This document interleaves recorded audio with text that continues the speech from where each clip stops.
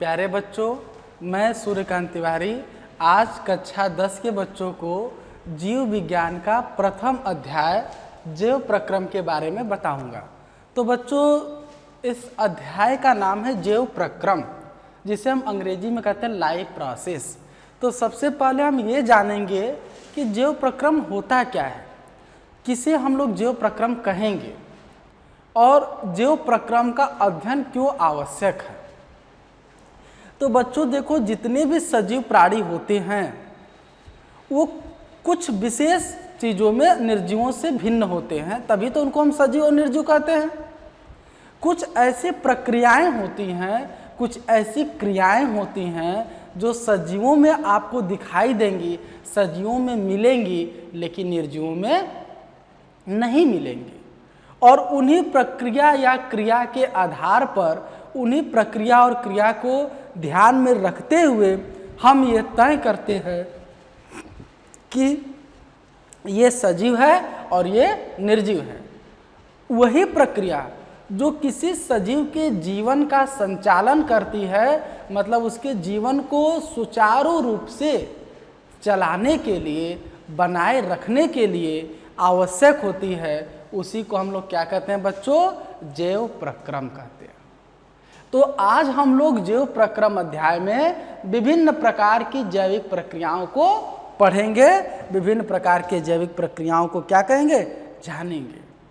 जैविक प्रक्रियाओं का जो लिस्ट है वो बहुत लंबा है, लेकिन हम लोग को कक्षा 10 के जो सिलेबस या पाठ्यक्रम में पढ़ना है वो कुछ सीमित जैविक प्रक्रिया है, जैसे पोषण।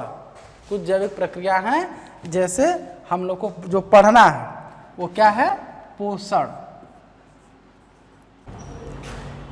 देखो, बोर्ड में अच्छे स्कोर के लिए ना जितना जरूरी वीडियो लेक्चर है उतना ही जरूरी डीपीपी प्रैक्टिस भी है, क्योंकि डीपीपी में हम लोग 10 क्वेश्चन दिए हुए हैं। देखो, डीपीपी करने के 2 फायदे हैं। पहला फायदा कि तुमको ये पूरा क्लियर हो जाएगा कि वो लेक्चर तुमको पूरा समझ में आया है कि नहीं। और हर डीपीपी में 10 का क्वेश्चन से ना हम लोग एनसीईआरटी के एक्सरसाइज को भी कवर करेंगे। एक और बात तुमको ये ख्याल रखना, जैसे अभी सर पहला लेक्चर पढ़ा रहे हैं, तो जब तुम सेकंड लेक्चर का वीडियो देखना, उससे पहले ऐप से जाके इस लेक्चर का हैंडराइटिंग नोट्स देख लो। इससे फ़ायदा ये होगा कि ये लेक्चर तुम बहुत जल्दी रिवाइज कर पाओगे और सेकंड लेक्चर में समझाएगा सारे कॉन्सेप्ट अच्छे से समझ में आ जाएंगे, ठीक है? क्योंकि ऐप पर हर लेक्चर का हैंडराइटिंग नोट्स भी मिलेगा, ठीक है? Thank you. पोषण के बारे में जानना है, हम लोग को श्वसन के बारे में जानना है, हम लोग को उत्सर्जन के बारे में समझना है, हमें परिसंचरण के बारे में पढ़ना है, और हम लोग को पोषण, श्वसन, उत्सर्जन, परिसंचरण और साथ ही साथ खाद्य पदार्थों का स्थानांतरण, मतलब पौधों में कैसे स्थानांतरण होता है, इन सारी विधियों को हम लोग को जानना है।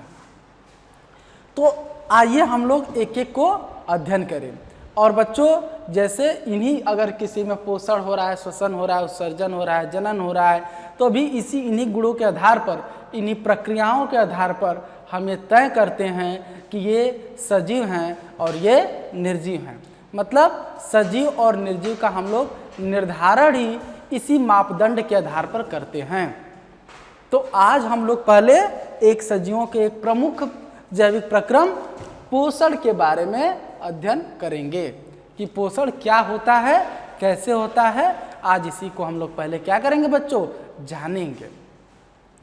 तो पोषण क्या होता है? जैसे हमें कार्य करने के लिए ऊर्जा की जरूरत पड़ती है, सबको ऊर्जा की जरूरत पड़ती है, और बिना ऊर्जा या बिना एनर्जी के कोई भी व्यक्ति कार्य नहीं कर सकता।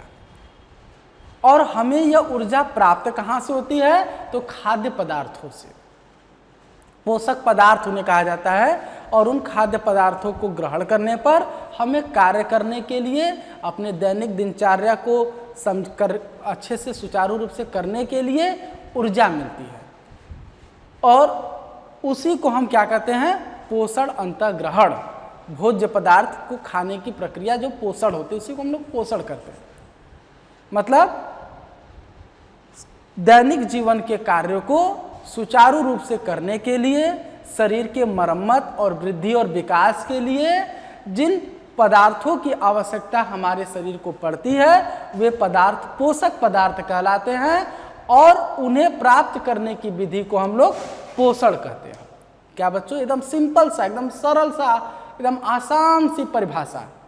क्या क्या परिभाषा है कि किसी सजीव के जैविक क्रियाओं को सुचारू रूप से चलाने के लिए, उसके वृद्धि और मरम्मत के लिए जिन पदार्थों की आवश्यकता पड़ती है वे पदार्थ पोषक पदार्थ कहलाते हैं और उन पोषक पदार्थों के अंतर्ग्रहण की प्रक्रिया भी पोषण कहलाती है। अब बच्चों, पोषण के आधार पर सजीवों को कई भागों में बांटा गया है जिसका कि हम लोग आज अध्ययन करेंगे। तो पोषण के आधार पर, अगर पोषण को हम आधार बनाएं, अगर यहाँ पोषण को आधार माना जाए तो सजीवों को पोषण के आधार पर मुख्य रूप से दो भागों में बांटा जाता है। कितने भागों में बांटा जाता है बच्चों? दो भागों।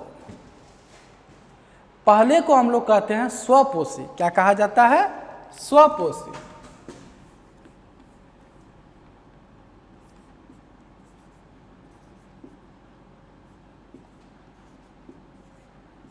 और दूसरे को हम लोग कहते हैं परपोषी।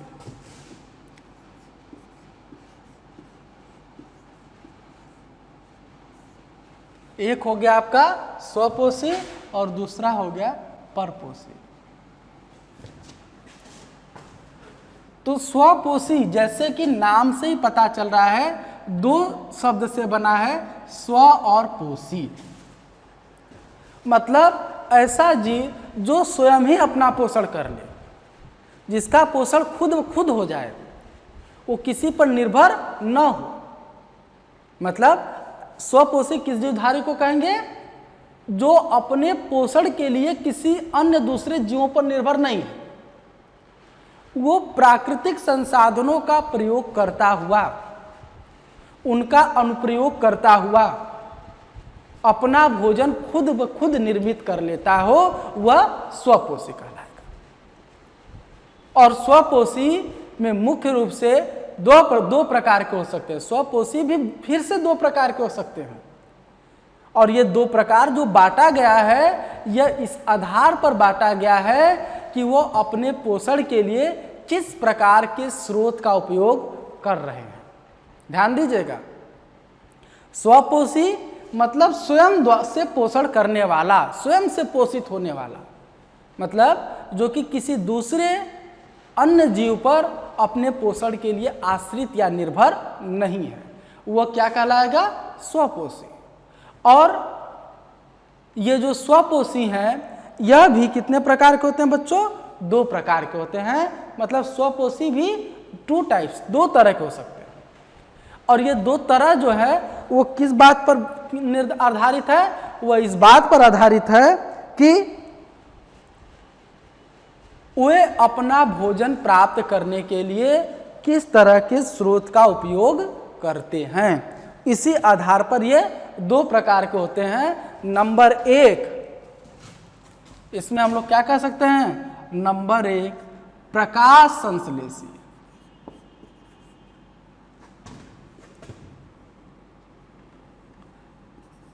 प्रकाश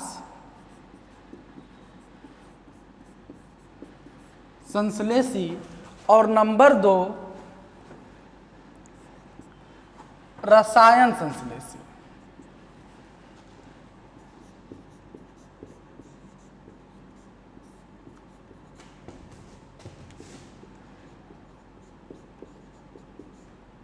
पहले बच्चों हम लोग स्वपोषी के बारे में थोड़ा जान ले, तब फिर परपोषी के बारे में जानेंगे। पहले स्वपोषी का एक अध्ययन हम लोग कर ले, ठीक है? ऐसे एक एक कर कर पढ़ेंगे तो हम लोग को अच्छे से समझ में आएगा, इसलिए ऐसा हम लोग एक एक के बारे में पढ़ते हैं। प्रकाश संश्लेषी। प्रकाश संश्लेषी में देखिए, मैंने कहा कि ये जो स्वपोषी हैं, इनको जो बांटा गया है दो, वो इस आधार पर बांटा गया है कि वो पोषण के लिए किस स्रोत का प्रयोग कर रहा है। प्रकाश संश्लेषी मतलब ये क्या करेंगे, ये इसमें इसके अंतर्गत सारे हरे पौधे पादप सम्मिलित किए जाते हैं और ये पोषण के लिए किसका उपयोग करते हैं, सूर्य के प्रकाश का। मतलब सूर्य के प्रकाश से अपना भोजन खुद बना लेते हैं।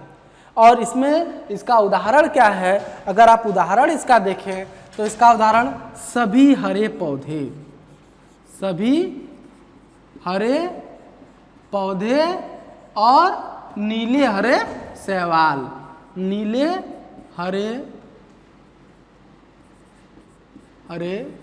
शैवाल, ये दोनों क्या हैं, प्रकाश संश्लेषी के उदाहरण हैं। मतलब प्रकाश संश्लेषी में सभी हरे पौधे आएंगे और नीले हरे शैवाल आएंगे। और रसायन संश्लेषी में कौन आएगा, मतलब वे जीवधारी जो विशेष प्रकार के रासायनिक पदार्थों द्वारा अपना भोजन प्राप्त करते हैं, वो क्या कहलाएंगे, रसायन संश्लेषी। जैसे सल्फर जीवाणु, ये जो सल्फर जीवाणु होता है बच्चों, उदाहरण में जैसे ये उदाहरण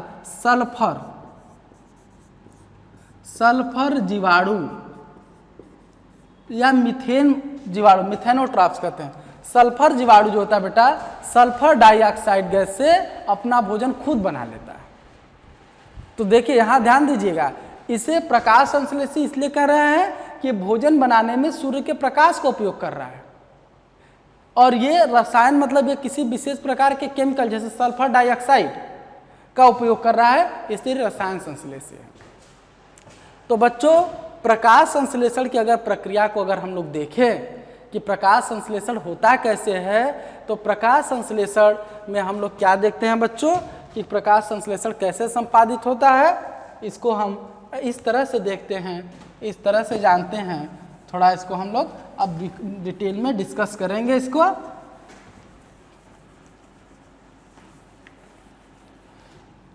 प्रकाश संश्लेषण का एक अगर हम इक्वेशन लिखें, एक समीकरण लिखें प्रकाश संश्लेषण का, तो वो कुछ ऐसा लिखाता है। कैसा लिखाता है बच्चों, 6CO2 प्लस 12H2O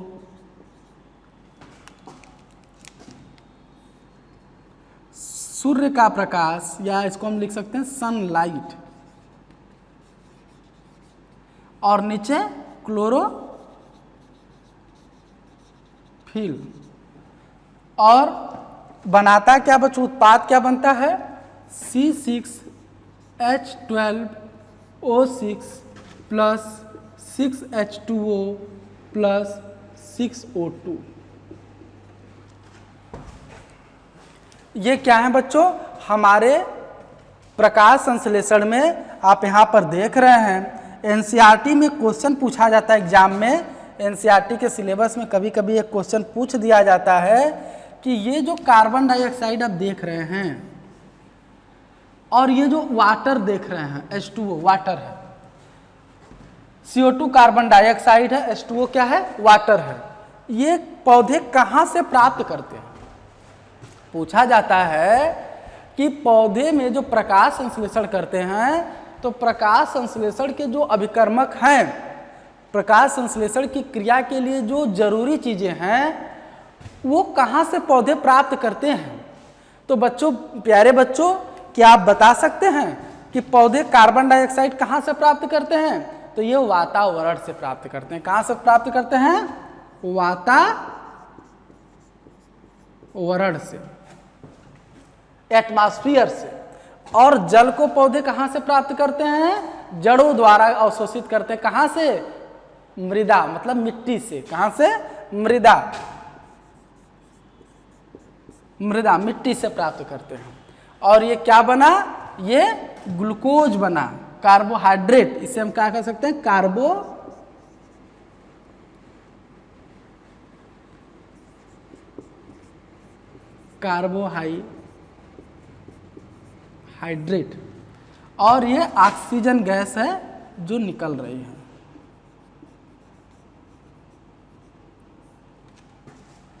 तो बच्चों यहाँ पर आप ध्यान देने वाली बात है कि जो कार्बन डाइऑक्साइड है वो वातावरण द्वारा लेते हैं और मृदा द्वारा जल लेकर सूर्य के प्रकाश की उपस्थिति में हरित लवक द्वारा जो पौधे हैं वो कार्बोहाइड्रेट और ऑक्सीजन का निर्माण करते हैं, जो कि कार्बोहाइड्रेट हमें भोज्य पदार्थ के रूप में प्राप्त हो जाता है और ऑक्सीजन प्राणवायु के रूप में जानी जाती है, मतलब ये प्राणवायु की तरह काम करती है।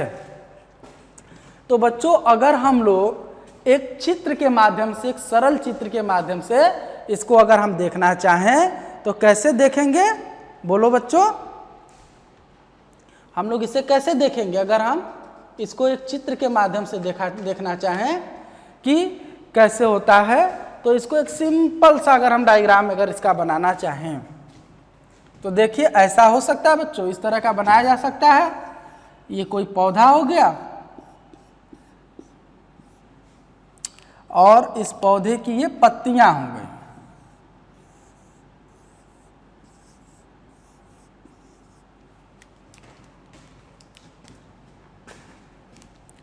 ये बच्चों पौधे होंगे, इसकी पत्तियां हो गई।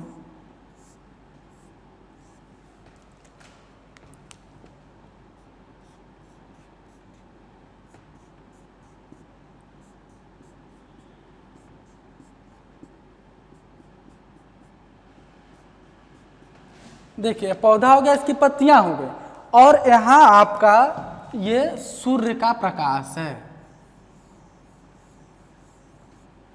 जो इन पौधों की पत्तियों पर आ रहा है।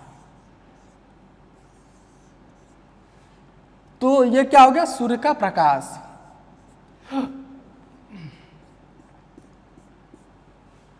देखिए ये क्या हो गया बच्चों? सनलाइट, मतलब सूर्य का प्रकाश।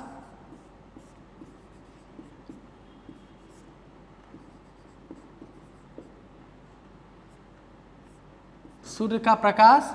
ये क्या हो गया? हरी पत्तियां, और पत्तियों में क्या पाया जाता है? हरित लवक। और यहाँ पर ये जो जड़ हैं, जैसे ये मिट्टी में जो होते हैं जल के जो अणु होते हैं, ये वाटर है, ये क्या है? मान लीजिए वाटर, मतलब जल है।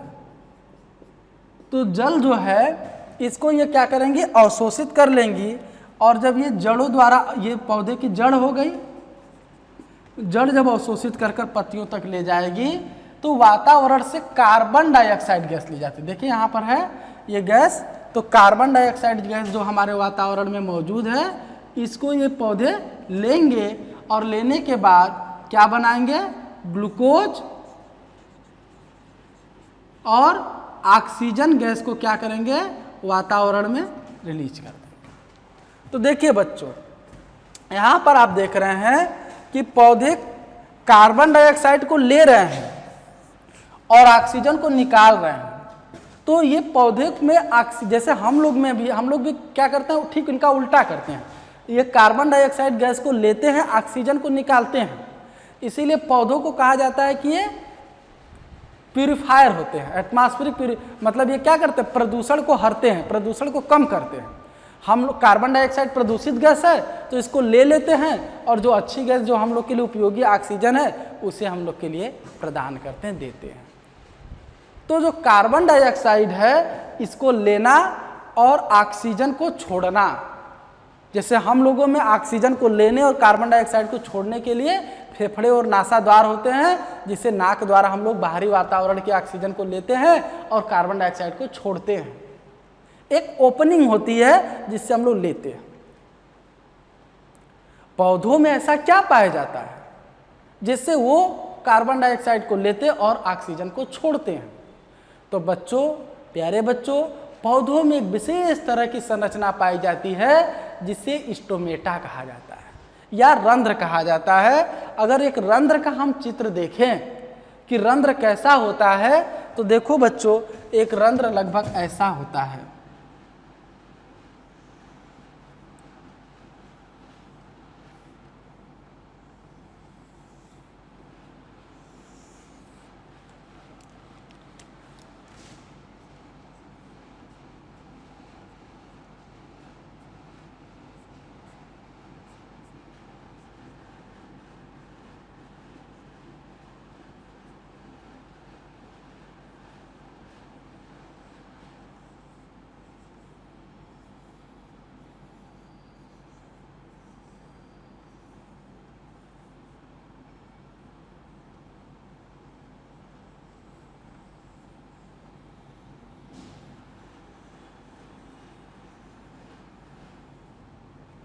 तो देखिए बच्चों, एक रंध्र इस तरह का होता है और इसमें यहाँ पर इनका केंद्रक होता है और इसमें ढेर सारे इस तरह से हरित लवक या क्लोरोप्लास्ट ऐसे पाए जाते हैं। अब होता क्या है इसमें,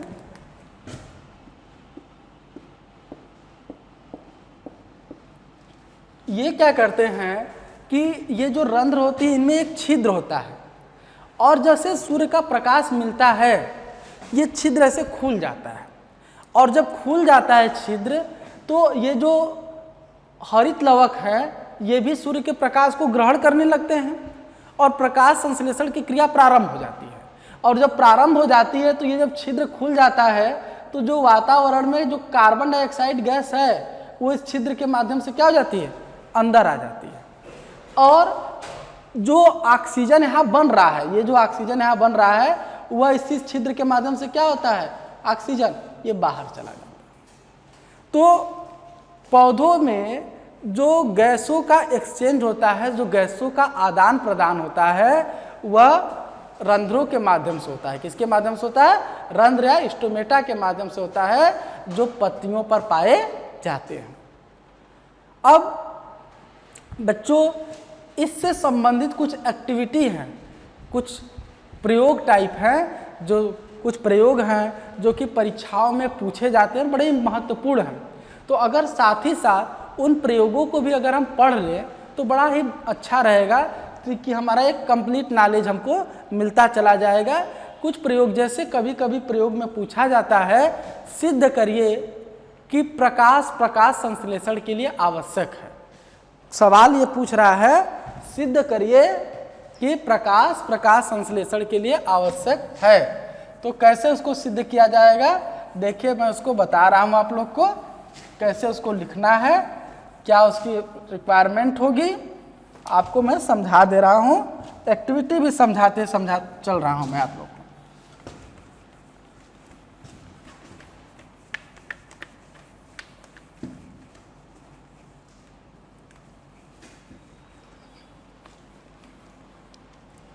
देखो बच्चों, क्वेश्चन है कि सिद्ध करें, सवाल क्या है, प्रयोग क्या पूछ रहा है, प्रयोग पूछा क्या प्रयोग में कि सिद्ध करें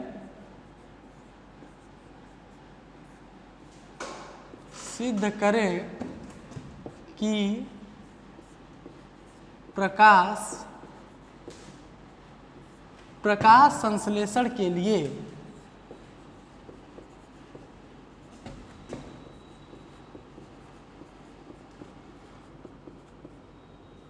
प्रकाश संश्लेषण के लिए आवश्यक है।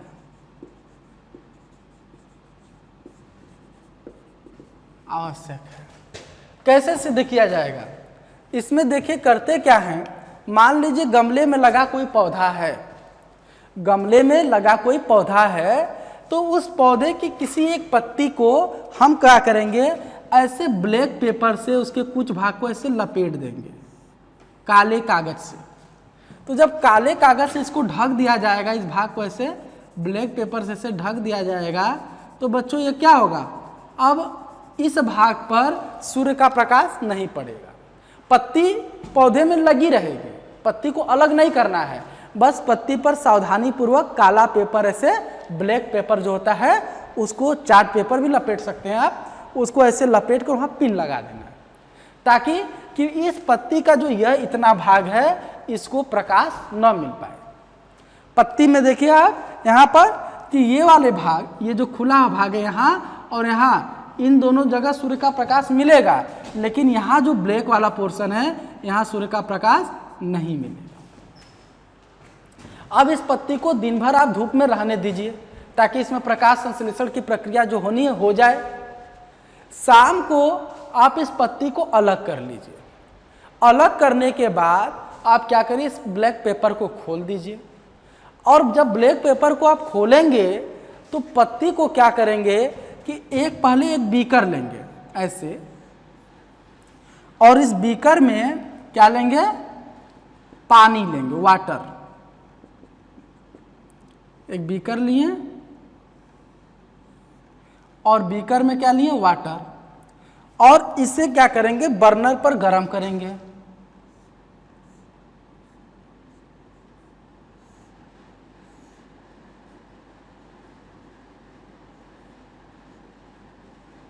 ऐसे बर्नर पर इसको क्या करेंगे, गर्म करेंगे। जब बर्नर पर और गर्म करेंगे तो पानी क्या होगा, गर्म होगा। और एक आप लेंगे टेस्ट ट्यूब, ऐसे टेस्ट ट्यूब लेंगे, इस तरह से टेस्ट ट्यूब लेंगे और इस टेस्ट ट्यूब के अंदर, इस टेस्ट ट्यूब के अंदर अल्कोहल भरेंगे। मतलब ये क्या है, बाहर ये जो आपने भरा है ये जल है, ये बर्नर है, और ये क्या है, अल्कोहल है। अल्कोहल जैसे C2H5OH, एथिल अल्कोहल लिया जाता है। अल्कोहल लेंगे और इसी अल्कोहल में इस पत्ती को आप डाल देंगे। जो लीफ है, जो लीफ आपने यहाँ पर लिया था, उसी लीफ को इसी अल्कोहल में क्या करेंगे, डाल देंगे।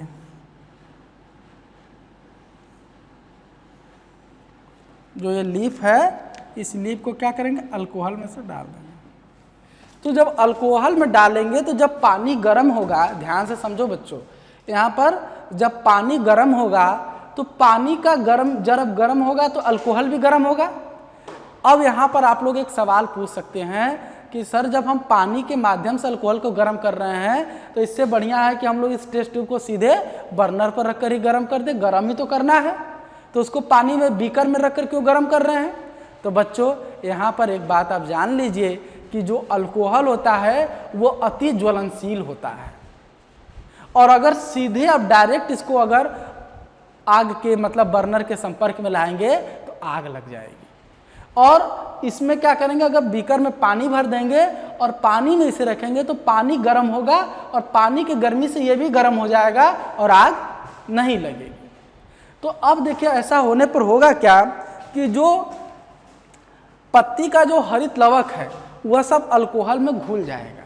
अब पत्ती से अल्कोहल क्या हो गई, हरित लवक क्या हो गई, गायब हो गई। अब जब गायब हो जाएगी लगभग 30 मिनट तक या 20 मिनट तक, 20 से 30 मिनट तक गर्म करेंगे।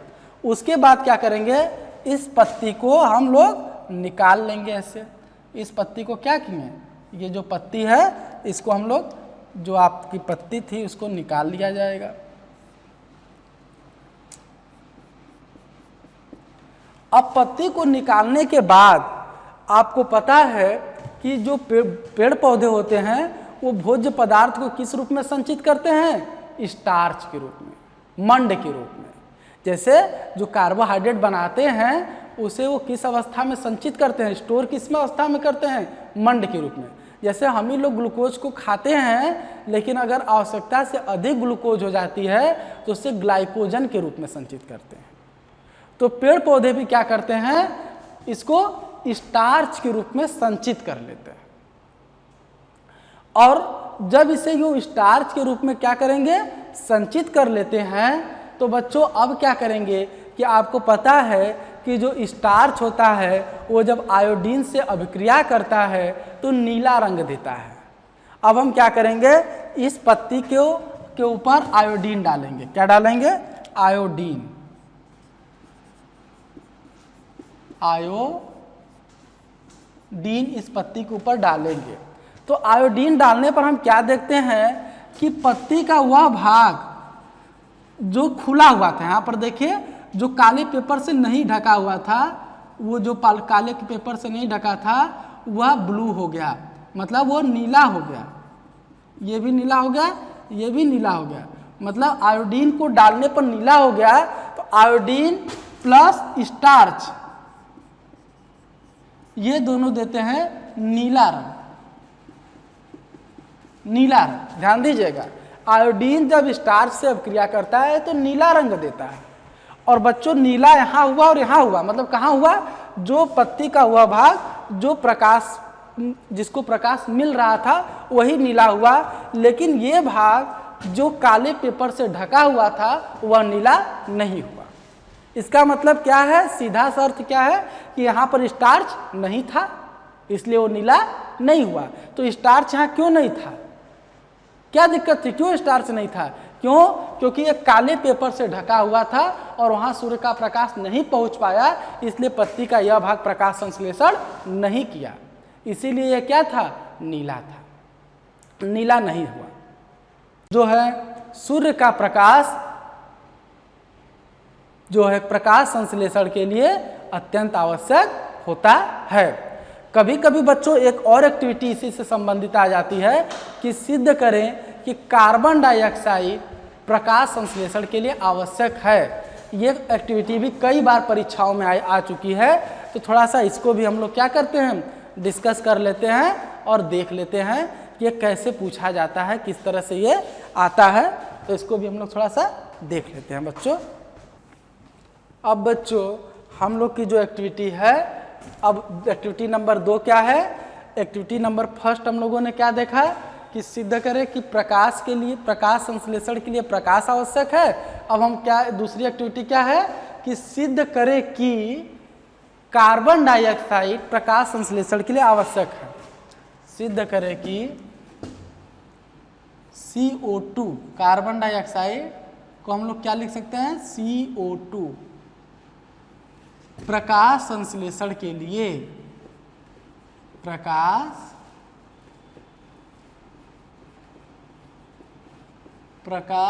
संश्लेषण के लिए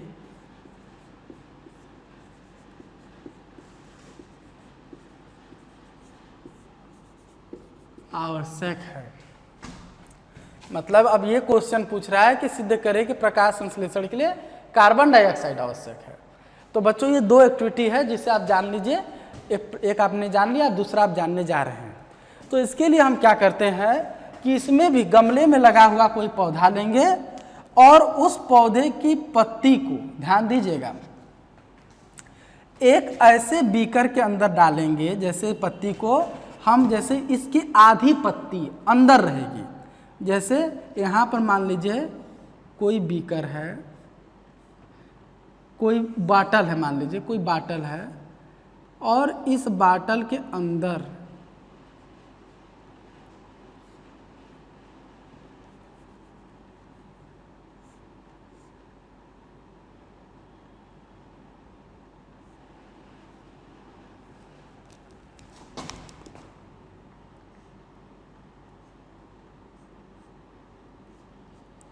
तो देखिए बच्चों क्या किए हम लोग कि इस बाटल के अंदर, इस पत्ती का आधा भाग बाटल के अंदर है, देख रहे हैं, आधा भाग बाटल के अंदर है और आधा बाहर है। और जो भाग बाटल के अंदर है वहां पर, यहाँ बाटल के अंदर हम रख देंगे KOH, क्या रखेंगे, KOH। KOH मतलब पोटेशियम हाइड्रोक्साइड, क्या रख देंगे, ये क्या है, पोटेशियम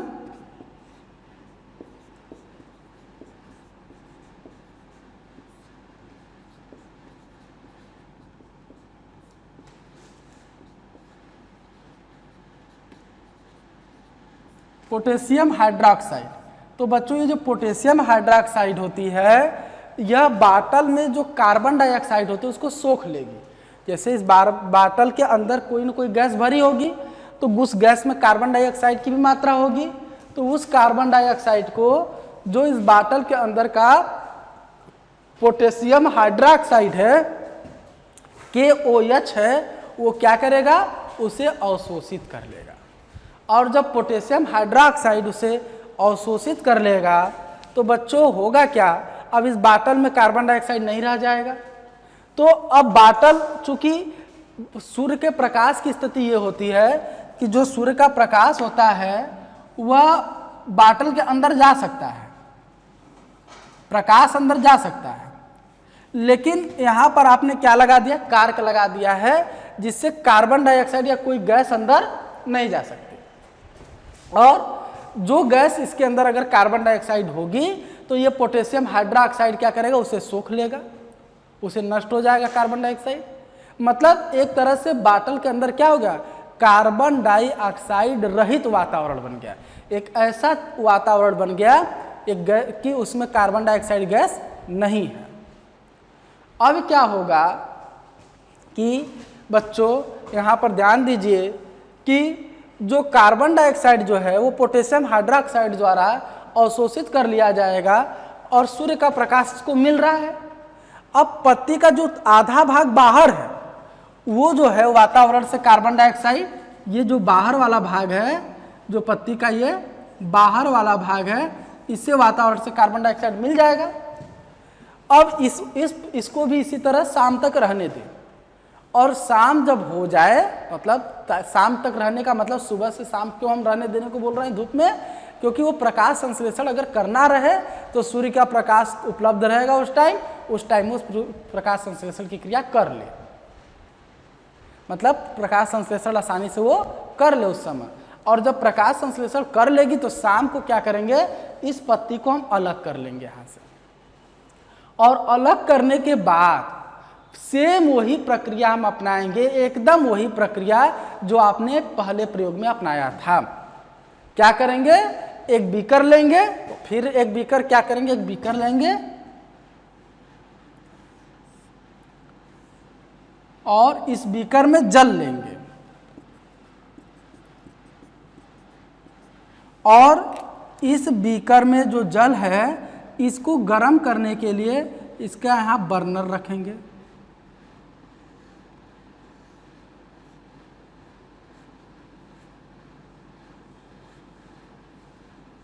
बर्नर रखेंगे तो बच्चों क्या होगा, ये बर्नर से ऐसे गर्म होगा। तो जब जल का अणु गर्म हो जाएगा, तो गर्म होने लगेगा, तो यहाँ पर क्या करेंगे, एक टेस्ट ट्यूब लेकर और उस टेस्ट ट्यूब में अल्कोहल भर देंगे। क्या भर दिए टेस्ट ट्यूब में, अल्कोहल, मतलब ये हो गया आपका जल, ये हो गया अल्कोहल, ये हो गया बीकर, ये हो गया बर्नर, और ये हो गया आपका परख नली।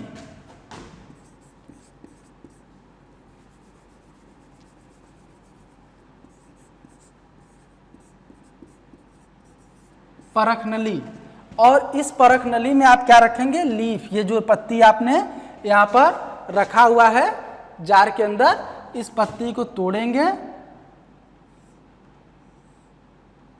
और इस पत्ती को यहाँ गरम करेंगे। उसी तरह अप्रत्यक्ष रूप से गरम करते हैं। तो कारण क्यों हम डायरेक्ट सीधे नहीं गरम करते हैं, तो आप जान चुके हैं कि अल्कोहल क्या होता है, अत्यंत ज्वलनशील होता है। और अल्कोहल में भी कौन सा अल्कोहल लेते हैं, तो एथिल अल्कोहल C2H5OH, ये अल्कोहल हम लेते हैं। तो अल्कोहल क्या करता है, इसके अंदर के जो हरित लवक होते हैं, जो जिनके कारण पत्तियां हरी दिखती हैं, उस रंग को वो डिजॉल्व कर लेता है, मतलब उसको घोल देता है। तो जब घोल देगा तो पत्ती से हरित लवक क्या हो गई, गायब हो गई। अब इस पत्ती कुछ से जब हरित लवक गायब हो गई तो इस पत्ती को हम लोग क्या करेंगे, बाहर निकालेंगे। ये पत्ती ऐसी दिखेगी।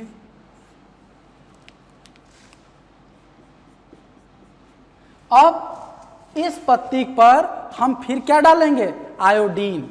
इस पत्ती पर क्या डालेंगे बच्चों, आयोडीन। आयोडीन की कुछ बूंदे डालेंगे, पूरे पत्ती पर डालेंगे। तो आपको पता है कि आयोडीन जो है स्टार्च से अब क्रिया करके क्या देता है, नीला रंग देता है, नीला। तो पत्ती का वह भाग, ये वाला भाग जो बाहर है, यहाँ पर जो खुला हुआ भाग है, ये वाला भाग नीला हो जाता है। जो खुला हुआ भाग था, जो उस जार के अंदर नहीं था, वो क्या हो गया, नीला हो गया। लेकिन पत्ती के जो अंदर वाला भाग है वह नीला नहीं हुआ। यह भाग आपका नीला हो गया, नीला रंग दिया, लेकिन यह भाग नीला नहीं हुआ, नीला नहीं हुआ। तो आखिर एक ही पत्ती का वह भाग जो बाहर था वो नीला क्यों हुआ और जो अंदर था वो नीला क्यों नहीं हुआ। तो बच्चों ये नीला इसलिए हुआ क्योंकि ये बाहर था, और जब बाहर था तो इसको सूर्य का प्रकाश क्या है, मिल रहा था।